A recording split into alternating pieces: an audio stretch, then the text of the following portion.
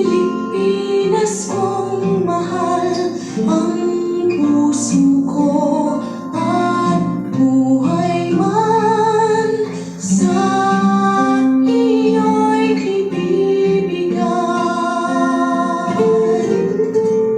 Tungkulin ko'y gagampanan na lagi kang paglingkuran.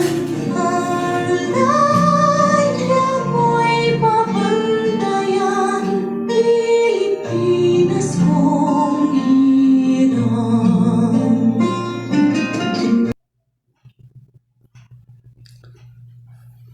Isang mapagpalayang araw po sa inyong lahat, mga kaibigan. Ito po ang Kawal ng Demokrasya, Waldy Carbonell. Ang aking pong pagbati sa inyo, bagamat dito po sa kinaroroonan ko ngayon ay gabi. Sinabi ko ay araw sapagkat meron pong nagre-reklamo dyan si Miss Olive Tenorio.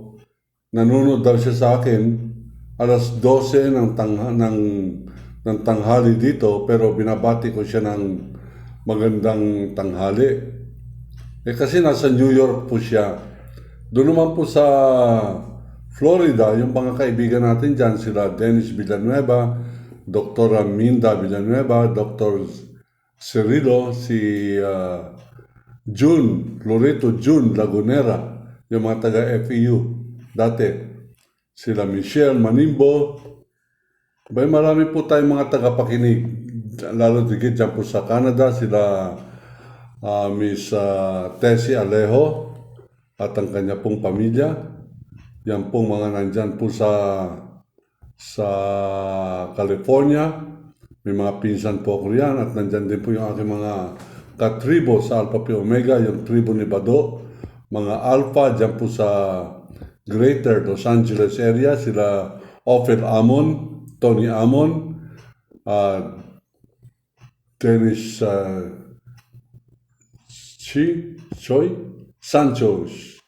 Sancho C. At marami pa po mga kaibigan tayo at Brad dyan po sa Nevada. Kasama na rin dyan yung aking pong kaibigan sa Yakima, dyan po sa Washington State. Iba po yung Washington DC, sa East Coast po yan. Ito po sa Seattle area, Yakima. Yung aking pong kumpare dyan, kumpare namin ni ka Hector Villanueva mula po sa Baliwag, si Tom Silva dyan sa New York. Nandyan po yung ating ka-eskwela nung araw, nung siya po yung nasa pre-law pa at ako'y nasa journalism. Yan po si Attorney Luciano Adan Jr. At marami pa po mga Brad tayo dyan sa Middle East, mga kapwa ko Alpha Phi Omega, mga kapwa ko Mason, miyembro ng mga Free and Accepted Masons of the Philippines na nakikinig po sa atin ngayon.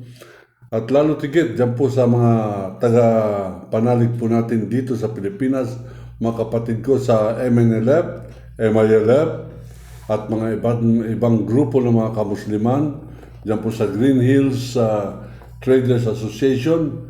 Yung presidente nila dyan ay isang taga-tao gamang, ngunit close po ako riyan sapagkat ang aming pong binibigyan ng halaga ay kung paano po magkakatulungan upang sa ganun umunlad ang ating pong bansang Pilipinas. That is the unifying factor. Dapat hindi po tayo nagkakaiba-iba o nagkakahati-hati dahil lang po sa ating mga loyalty sa mga personahe. Yung pong aking maselan na binigkas nung isang araw o kahapon, aking pong binigkas na ang NPA ay hindi po natin kaaway. Totoo po yan. I offer no apologies because that is the truth. Ang aking pong tingin, hindi NPA ang ating kaaway. Bagamat Siyempre, masyado tayo na brainwash na masama yung NPA, ang daming bintang laban sa NPA. Nais ko pong liwanagin that I am not a spokesperson for NPA or for the National Democratic Front or for the Communist Party of the Philippines. Kung tutusin po ninyo, itong sinasabi nilang mga makaliwang grupo, may atraso po sa akin personal yan. Sapagkat nung panahon po ng pakikibaka, makakatabi kami, shoulder to shoulder, nagmamarcha sa kalsada, lumalaban sa diktadura. Ngunit, nung matapos po yung EDSA Revolution, nagkaroon po ng eleksyon, dyan po sa pagka-senador, I was one of the candidates. At siyempre, sapagkat ako po ay isa sa mga frontliners ng anti-Marcos dictatorship, akala ko tatanaw ng utang na loob sa akin ang Aquino family at nung binuo nila Cory Aquino, yung pong kanilang slate, abay hindi po tayo kasama. Ang sinama po rin ay kung sino-sino, ngunit hindi po tayo nagdaramdam sapagkat bumubuo rin po yung leftist ng organisasyon ng kanila pong kandidato. Kailangan po 23 at 24 yung candidates para po sa first 24 senators ng bagong constitution po natin. Aanim lamang ang mga leftists, mga kaibigan. Andyan si Commander Buscaino, si Dante, Commander Dante, Buscaino. Andyan yung aking kaeskwelan si Horacio Boy Morales, na isa pong talagang nag-resign as Executive Director ng Development Academy of the Philippines upang sumapi sa New People's Army. Siya po'y taga-UP. Yung kaibigan ko po at ka-eskwela ko nung high school kami, yan po si Horacio Boy Morales. Sumakwilang buhay na po mga 2-3 years ago. Andyan si Crispin Beltran, mga leftist organizational leaders, Romy Capulong, si Rolando Olalia. Aanim mga kaibigan. Ako hindi sinama. Ang bakante nila ay napakalaki pa. 24 slots. Eto mga leftists, mga Communist Party members, hindi po ako inimbita at ako po'y kumatok. Mag-apply na isama nila sapagkat napakalungkot mag-kampanya na nag-iisa. Hindi po nila ako isinama. Bakit? Sapagkat hindi naman po talaga ako miyembro o talagang partisan ng Communist Party of the Philippines. So, I am making that clear. Kaya ko lamang po sinabing hindi natin kaaway ang NPA, not because I love them, not because I'm one of them, not because I necessarily personally support them. It is simply the truth. Totoo po yan. Hindi natin kaaway ang NPA. At tulad po na aking sinabi, hindi po ako spokesman ng NPA. Bagamat nung nagkaroon po ako ng utang na loob dyan, nung meron po silang hinuli at hinostage, ang tawag po nila prisoners of war, 4 na tenyente ng Armed Forces of the Philippines at isang sarhento ng Philippine Constabulary Narcotics Command Sergeant. Napag-alaman ko na itong Narcotics Command Sergeant, Narcom Agent, ay miyembro ng Alpha Phi Omega. Ang pangalan, John Jacob. Ang kanyang asawa, sorority sister din namin. So, na-interview ko naman on the air itong si Ka Roger at tinawagan ko siya. Nagpunta ako ng Lucena, pumunta ako sa radio station, nanawagan ako sa kanya. Sabi ko, Ka Roger, kung nasan ka man, ipakuha mo ako dito. Nandito ako sa Travel Lodge ng Lucena sapagkat gusto ko kitang kausapin tungkol sa freedom ng aking kapatid yan sa Alpha Phi Omega, si John Jacob. Alam ko na wala pa siyang utang na dugo at ako'y maglalakas loob na pumunta dyan sa iyo sa Sierra Madre at aking ini-negotiate kung maaari ko siyang iuwi at ma-arbor ko na siya sa iyo. Matagal po, 3 araw yata ako doon sa Lucena Travel Lodge. Ngunit may surat po dumating sa akin, napakalit ng bilot. Ang sabi niya, Kawaldi, umuwi ka na. Hindi kita maaaring ipakuha dyan. Ikaw ay sinusundan ng mga sundalo. Titignan kung saan ka pupunta at ikaw ay susundan. ikaw ay huhulihin. Pag nagkita tayo, ikaw ay sasaktan, torturin para ituro kung nasaan ako. Umalis ka na dyan, panay ahente yan nandyan sa restaurant na yan, nakasama mo ngayon, nakatingin sa iyo, umalis ka na riyan at ipapakuha kita mula sa Maynila. Yun po ang aking ginawa. At dahil po dyan, kaya ko sinasabi ito, sapagkat ito pong batas laban po sa pagiging member ng Communist Party of the Philippines ay decriminalized na. Ang ibig po sabihin niyan, hindi na po krimen, decriminalized. Hindi na binibilang na krimen po yung pagiging member ng Communist Party of the Philippines o pagiging subversibo. Kung ikaw ngayon ay kakasuhan, siguro ikakaso sa iyo anti-terror law, rebellion. Itong anti-terror law, I doubt na ito'y makakapasa sa Supreme Court. Kaya lamang makakapasa sa Supreme Court to pag pinairal ng mga maestrado yung pong kanilang orientation o pag-iisip tulad nung tinanggal po nila sa pwesto si Chief Justice Maria Lourdes Sereno. Ang pinairal po diyan ay Duterteism, hindi po batas kundi takot at pagkukumahog na sila ay bendisyonan ni Rodrigo Inutil Duterte. Ngayon, meron po mga nagre-react sa atin doon po sa akin sinabing ang NPA ay hindi natin kaaway. Paninindigan ko po yan, hindi natin kaaway ang NPA. Kung gano'n, sino kaaway natin? Kung hindi natin kaaway ang NPA, bakit siya napakalaki ng ginagastos ng gobyerno para sila lupigin? Napakalaki ng ginagastos ng gobyerno para sila huntingin, para sila patayin, durugin. Ngunit ito ang pinakamatagal na insurgency sa buong mundo sapagkat ito pong tinatawag natin na insurgency, itong rebellion ng New People's Army. Kaya po nagtatagal iyan sapagkat suportado ng taong bayan. Yung taong bayan hindi naniniwala doon sa mga NPA nangungulekta ng pera, pinapasok kami sa bahay, kumukuha ng aming mga gamit, kami nagbabayad ng revolutionary tax. Abay, hindi po magtatagal ang organisasyon o lahat ng klaseng rebellion sa buong mundo pag walang mass support. Pag wala pong mass support, hindi po magtatagal ang rebellion. Ituturo at ituturo. Bakit wala nagtuturo sa NPA? Sapagkat hindi sila naniniwala na pagka mayroong mga armadong tao pumasok sa isang barangay, nagpaputok at nagsisigaw.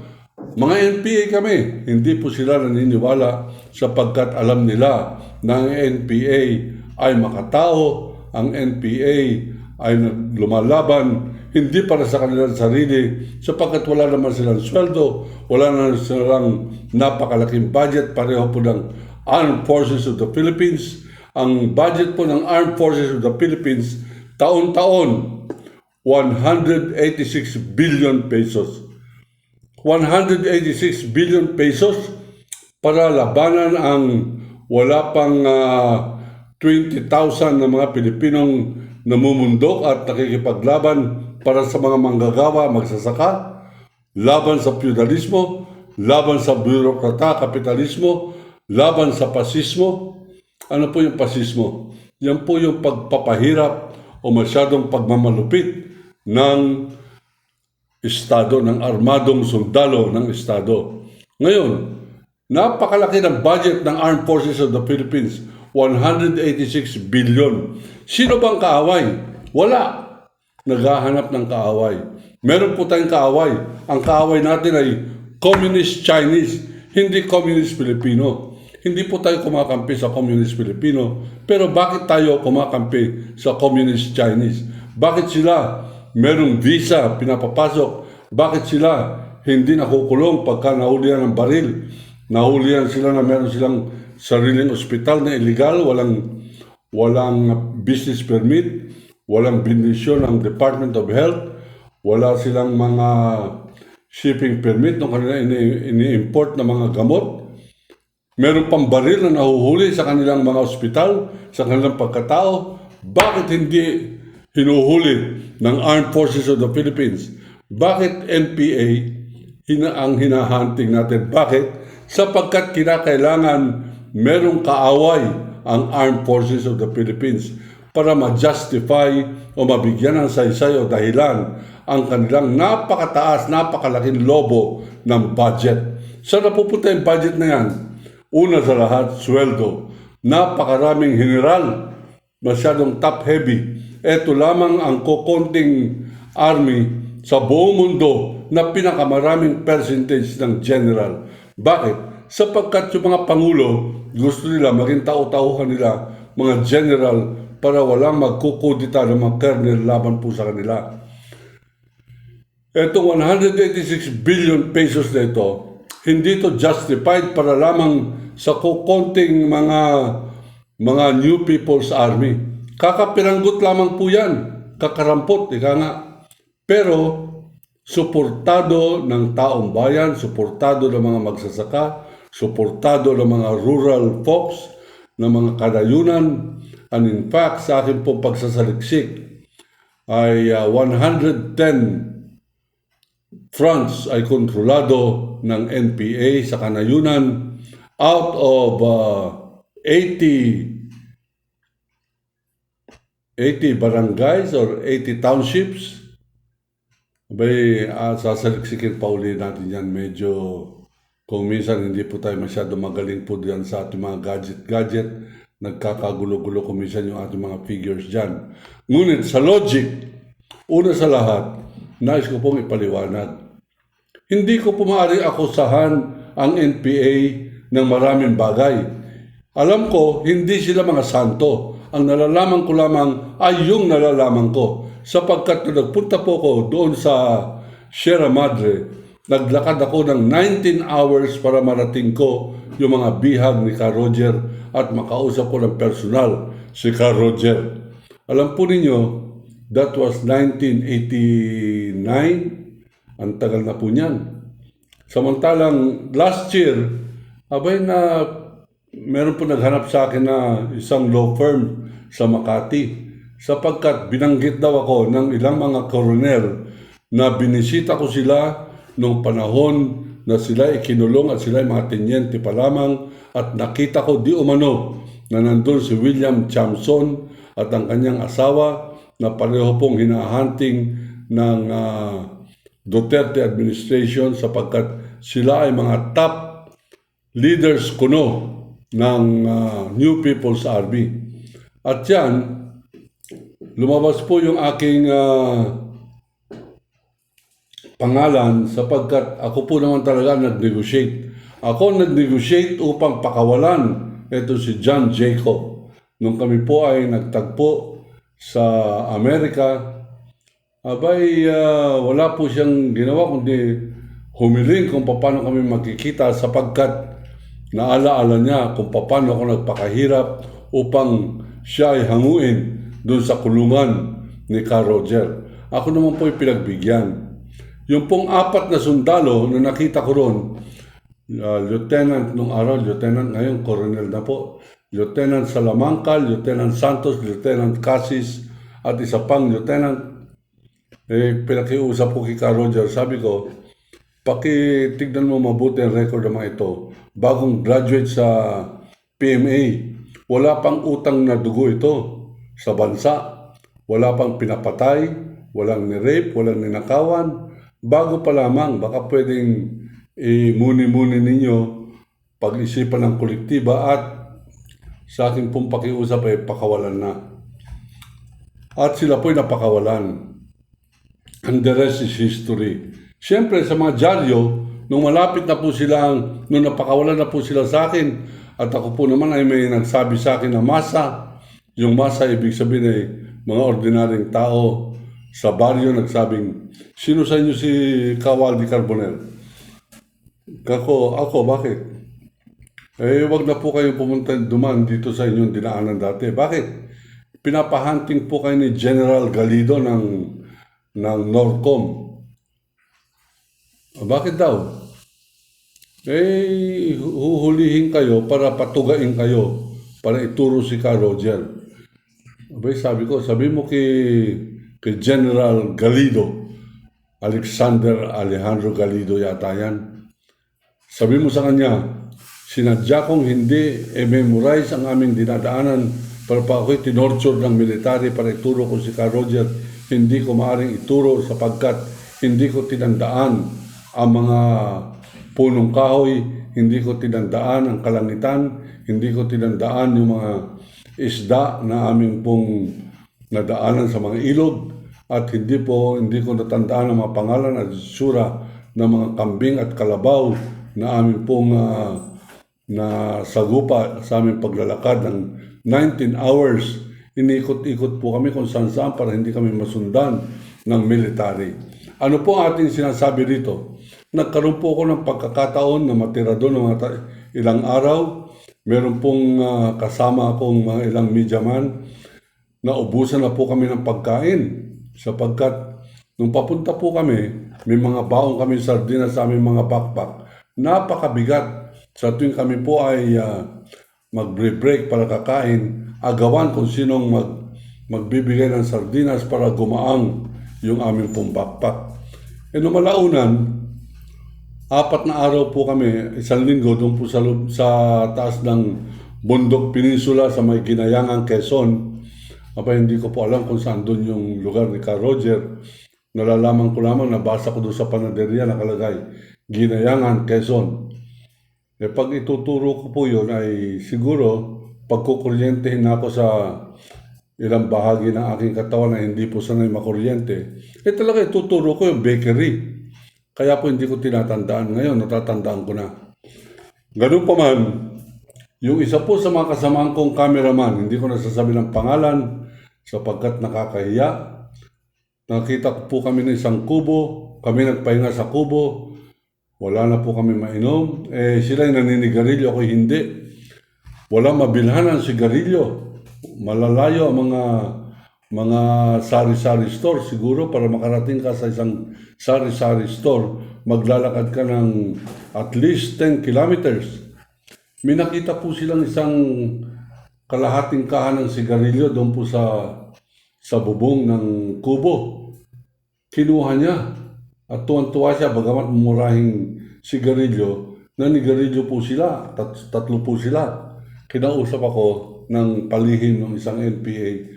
Kawaldi, sabi niya, yung kasamahan mo ay kumuha ng sigarilyo ng masa. Bawal po yan dito sa aming kilusan. At naalala ko po yung libro ni Mao Zedong. Ang sinabi niya, bawal na bawal kumuha kahit na karayom. Huwag mo na nakawin sa masa, sa ordinaryong tao. Huwag na iyong pinakikipaglaban. Ito, sigarilyo, sabi sa akin, bawal po sa amin yan. Naalala ko yung Mao Zedong. Si Mao Zedong, mga kaibigan, was a great Chinese leader. Kaya po naging napaligtas ang napakarami po bilyon na inchik dahil po sa genius ni Mao Zedong, sa sense of wisdom ni Mao Zedong. At yan ay maaari nyo po i-google the little red book of Mao Zedong. Hindi ko po ikukondina si Mao Zedong sapagkat siya'y komunista. Ang komunista, hindi po yan opposite ng demokrasya. Ang komunista, ang opposite po niyan ay capitalism. Ang opposite po ng dictatorship, democracy ay dictatorship. Ang opposite po dyan, halimbawa, Pinoy Aquino, ang opposite niyan, si Duterte. Ganyan po yan. Ngayon, meron po nagsasabi ngayon sa mga reaksyon sa akin, masama yung NPA, sila nagpasabog ng Plaza Miranda. That is a very irresponsible statement. Kung sila nagpasabog sa Plaza Miranda, what is your basis? Kung sila nagpasabog ng Plaza Miranda matapos ang 1986 EDSA Revolution, ang kasama ni Cory panay-liberal, bakit wala ni isang liberal ang nagdemanda doon sa kanyang pinalaya na Joma Sison? Si Joma Sison, napakasimple pong tao yan. Professor yan. And I will defend his lifestyle. Napakasimple po niyan. Hindi naninigarilyo, hindi nagda-nightclub, hindi po umiinom, at simple lamang ang kanyang pamilya, malit lamang ang kanyang pamilya. I know the wife, Juliet de Lima. Mukhang pamangkin yata yan ni Lilia de Lima. Kaya to si Lilia de Lima, itong senator, ay maprinsipyo rin. Siguro dahil sa intermarriage ay nandyan po yung kanilang pagpapalitan ng kuro-kuro. Kaya po, sinasabi ko, hindi ko maaaring ibintang kay Joma Sison ang pagpapabomba ng Plaza Miranda political rally sapagkat wala pong ebidensya. Meron po akong kaibigan nung araw, anak ng mayor ng Manila, ang pangalan ay Attorney Ray Bagatsing. Masyado pong malapit sa akin yan. Katunayan, nung ako po'y nag-hunger strike, nag-hunger strike na rin po yan, bagamat ang kanyang tatay ay KBL, si Mayor Ramon Bagatsing. Si Mayor Ramon Bagatsing ay Liberal Party man at isa siya sa mga nabomba sa Plaza Miranda. Nung siyempre, nung magkaibigan na po kami ni Ray Bagatsing, I was their bet always in the Toastmasters Club tournaments in Metro Manila. Yung po bang nagdideba-debate ang mga iba't ibang mga Toastmasters Club, ako po ang kanilang inilalaban parati at naging masyado po kaming close. Ang sabi ko at one time, and I quote, bakit hindi pinahuli ng tatay mo etong si Joma Sison kung siya nagpabomba ng Plaza Miranda? Sabi ni Marcos, ang nagpabomba ng Plaza Miranda, si Ninoy Aquino.